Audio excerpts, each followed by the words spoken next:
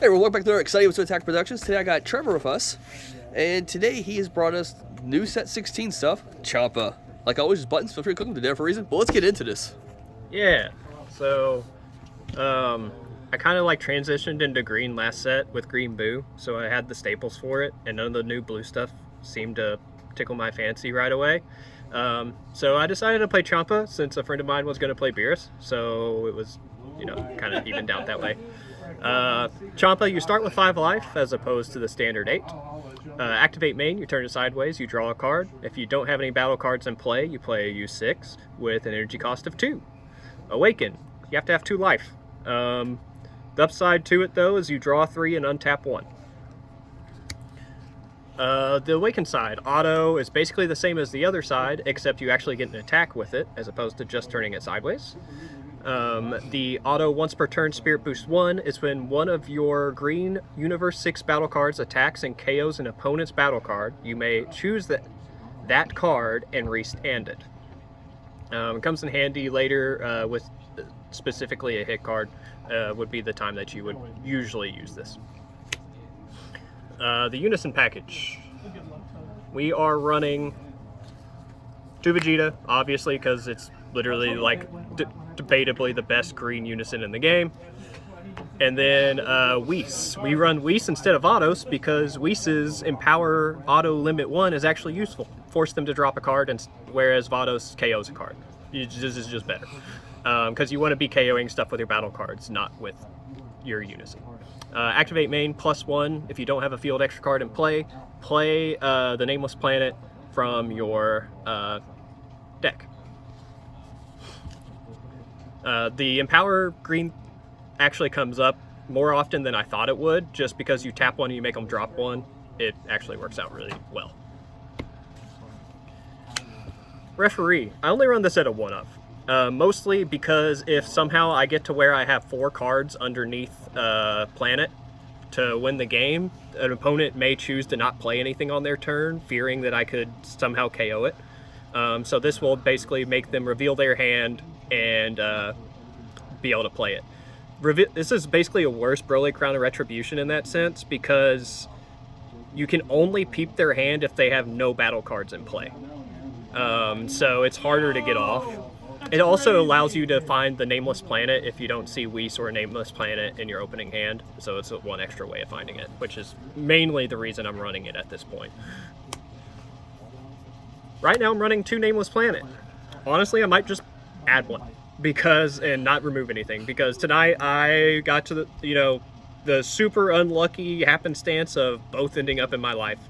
So one was the very last life and the other one was bottom decked off an effect. So you have to have this for the defensive aspects of the deck to work, which is kind of what you're hoping to do with the deck.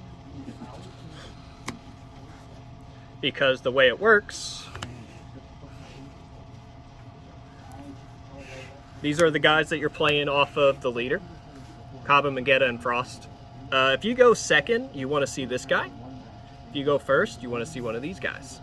The reason that is these guys will allow you to free play and draw a card. This allows you to be a little bit more defensive. This guy is a linchpin to the deck. You have to see him. But the way Planet works is if one of these U7 or U6 guys are in rest mode, you can choose to rest this and make one of these the target. And then you get the auto when it's KO'd to play a 3-drop from your hand. The reason that works out so great is you can play Dormant Potential Unleashed first, so they only get 1 more attack for the turn. Then you use Planet and they swing at one of these, you establish the 3-drop, and they only get 1 more attack after that. The reason this guy's so important is the deck has problem with hand. Until you get down to 2 life, and then you magically have a hand again. But basically, you swing with him, the auto will proc, you'll take a life, and you'll draw a card, and he'll restand. It's once per turn, unfortunately, so you can't use it multiple times, but it isn't limit 1, so if this guy gets removed somehow, you can play him again and do it again. I actually did that in my playtesting. It was kind of risky, but it really paid off. So this is literally a linchpin to the deck. It's going to allow you to awaken on top of another defensive card that'll help with that as well. The 3-drop package is exclusively combo. I tried fitting Frost in here, but the deck space is so tight for consistency's sake, I could only find myself using this. And honestly, if they're removing these willy-nilly, you're going to be able to play other cards more effectively than these, but this guy's just really strong. It's a 20k crit for 1, and when he attacks, you pop a card on your opponent's side. It's nice and strong. If you kill a card with this, you can Spirit Boost on the Champa lead and restand him and get another swing. I want to get further clarification from just a few other judges, because what I was reading is that when this guy swings, it's technically considered an attack, and that's what this says. Not necessarily that it has to be KO'd as a result of battle. So I'm just going to get some more clarification on that just to make sure we have the right ruling on it. Which leads us into our 2 4-drop options, because if this guy gets killed, you tap 1, you play a 4-drop. Ideally, you want to play this guy. Because of his fact that he has barrier, so he'll stick, as well as the dual attack, which will allow you to more readily get cards under planet for that scary extra win con, where if you have 5 under it, you win. But more importantly, his auto limit, if he's in rest mode and your opponent attacks, they have to drop 2, or the attack's negated, and that's the end of it.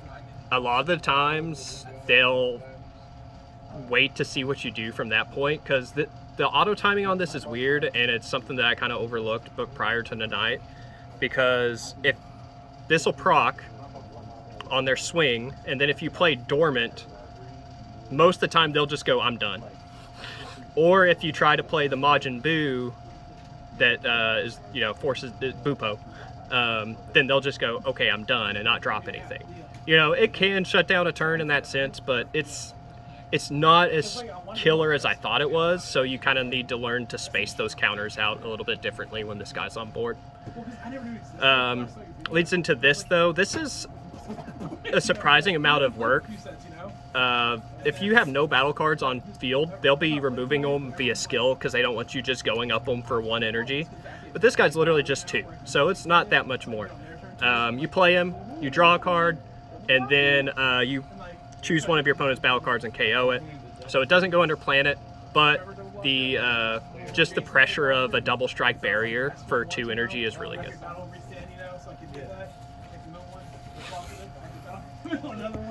A card that was talked about in other green decks as a one-of fits super well in this, but you'll get baited into playing this kind of early, which will turn off your leader effect, where you can play 2 drops for free, because you'll be at 3 life pretty quick.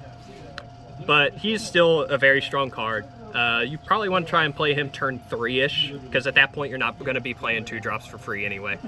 Tap 2 because you're at 3 or less life. He's a 2 cost in that sense. Auto, choose one of your opponent's cards, KO it. Doesn't happen very often. Your opponent probably doesn't have cards on board, but it does ignore barrier, so it does come in handy in that sense. Or choose one of your opponent's Unison cards and remove a marker from it. More frequently, I did that tonight. Defensive package. 4 dormant. This plus planet is so strong. You're basically only taking 1 damage on your leader between this and Nameless Planet shifting the target to your battle cards. Bupo. Just Floodgate. The end. 2 charismatic. Might be kind of surprised to only see 2 Frieza charismatic, but honestly, the amount of times that you're going to have the markers needed for this, because people don't want to swing into your leader since he's a 15 and a 20k, all that they're going to try and swing it at that point is your Unison. So this is not live to the point to where you need 4 of them, but you still want 2 for the moments whenever you get out the Vegeta Unison, or if you're empowering up your Whis Unison because your opponent just decided that they didn't want to swing into it because they were afraid of your planet play instead. 2 clones. This is live at the very beginning of the game because you have 5 life. Take a life, boom, counter, play a blocker. Most of the time, I found they stop swinging, but it's still a 5k combo at worst. Focus Breakthrough.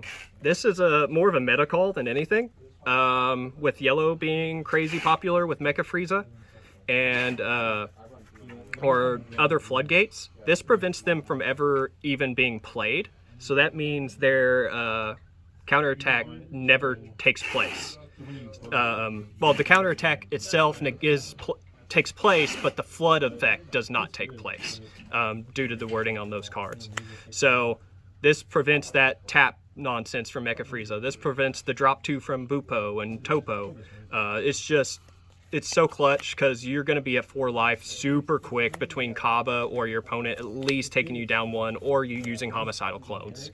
You can't use the permanent where you use it for free by taking a life, since you don't run the Frost Engine in this deck, because the Frost Engine just clogs.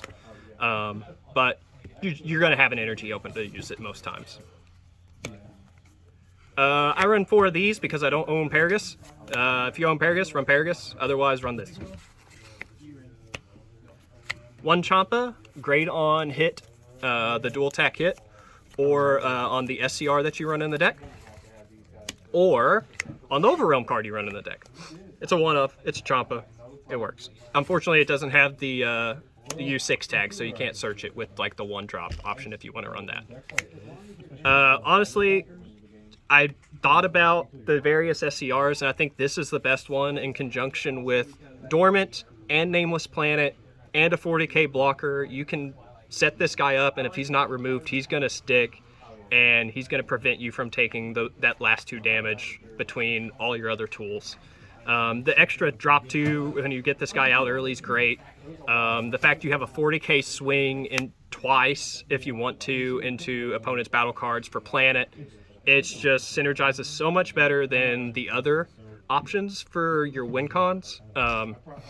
So I just think this is the hands down best SCR for the deck. You could try and run the counter boo, but I think this guy's just way better for this deck. Well, awesome. Once again, thank you, Trevor, and thank you all for tuning in. Keep in mind, there's buttons up below and on the screen, and like always, read your cards, know your plays, and fluff out.